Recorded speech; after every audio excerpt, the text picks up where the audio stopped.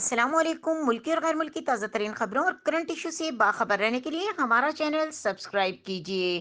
Breaking news سے آگاہ کریں گے کہ پی ٹی آئی کے سینیٹر فیصل واڈا کے الیکشن کمیشن میں نااہلی کیس پر سماعت رکوانے کی درخواست خارج کر دی۔ اسلام آباد ہائی کورٹ نے حکومتی جماعت پی ٹی آئی کے سینیٹر فیصل واڈا کی الیکشن کمیشن میں نااہلی کیس پر سماعت رکوانے کی درخواست خارج کر دی۔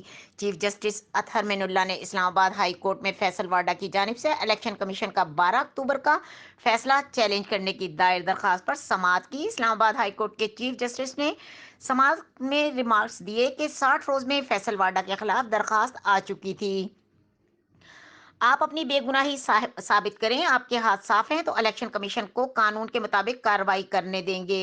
چیف جسٹس اطہر من اللہ نے سوال کیا کہ آپ کو الیکشن کمیشن کی کارروائی سے کیا ڈر ہے۔ چیف جسٹس نے اسلام آباد ہائی کورٹ نے اس موقع پر ریمارکس میں مزید کہا کہ آپ کی درخواست ناقابل سماعت ہے، مسترد کی جاتی ہے۔